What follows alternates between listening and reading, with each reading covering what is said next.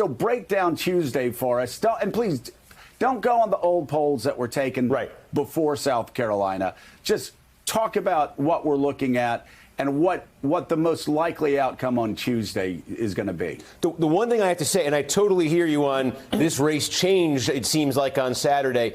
So much of vote. I am talking millions of votes in for Super Tuesday. Yeah. Texas, Colorado, California. So many votes are locked in because of early voting. It is extensive. It's the way of life increasingly in the West. So that could curtail a bit of momentum for Biden here, and that could be key in these big delegate states. Sanders holds a narrow lead in delegates over Biden with more than 1,300 delegates up for grabs tomorrow.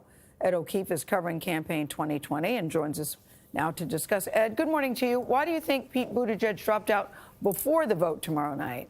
Well, good morning, Gail. Buttigieg's sudden exit came as a surprise, and the timing is significant. He signaled the decision is designed to stop frontrunner Senator Bernie Sanders from amassing an insurmountable lead in delegates on Tuesday.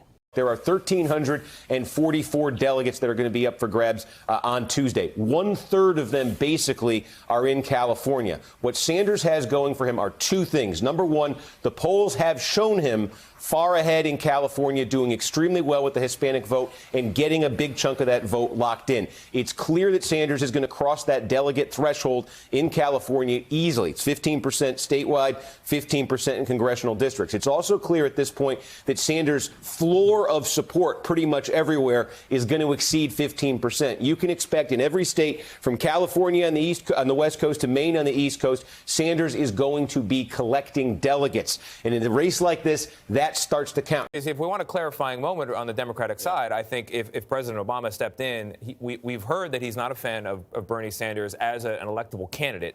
Can we expect any signals or signs from the former president? So the question here, the suspense for me, is twofold. It's number one, is Joe Biden able to break that 15% threshold in California? I'm starting to think he's going to be able to do that. The poll this morning, you say, is a 1/3 post-South Carolina. It's got Biden sitting there at 21%. If Biden's able to get into the 20s in California, that's a very good night for Joe Biden in California. But for the anti-Sanders, moderate Democrats, Democratic establishment, this has to be worrying, I would imagine, because isn't it possible that Bernie could emerge from Tuesday having a lead that's really insurmountable? He's going to win the most delegates on Tuesday. I think there's no question about. The question is, will it be on a path to a majority going into the convention or just a plurality? And then secondly, after Tuesday, does it feel more like a two-person race? The more people that get over 15%. Yes. The better news for Joe Biden. So Joe Biden doesn't want to be the only one over 15% with Bernie.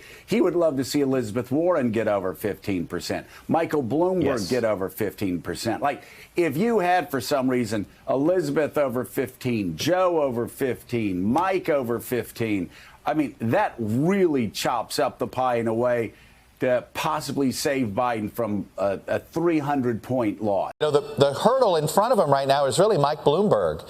And I guess the question is, can he siphon enough vote away from Bloomberg in these Super Tuesday states to keep Sanders from gaining a huge delegate lead on Tuesday night?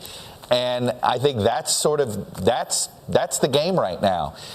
It's, you know, you're going to hear a lot of, I think you're going to see a lot of people like Terry McAuliffe jump on this bandwagon, start to say it's time to rally around Biden. It's a Biden-Sanders race. You're going to start to hear this talk to try to almost create an air of inevitability about it. And the question I have is, will Mike Bloomberg listen to all that talk over the next couple of days? Yeah. If you do a scenario where only Bernie Sanders clears 15% in California, that's what the polls were showing last week, Sanders is going to get roughly 330, we'll say, of the 415 delegates in California. In those congressional districts, some of the other candidates will pick them up. But you're looking at Sanders getting like 330 and everybody else getting chump change. Go to the other end you're just describing. Sanders, Biden, Warren, Bloomberg. All of them clear the threshold. And with Buttigieg getting out, that's much more possible right now. In a scenario like that, where Biden gets into the 20s, you're talking about Sanders netting maybe 60 or 70 delegates out of the state over Joe Biden, the margin being about 60 over Joe Biden coming out of it. That's a win, but that's not what his campaign has been looking for. I'm panicked. I am absolutely panicked.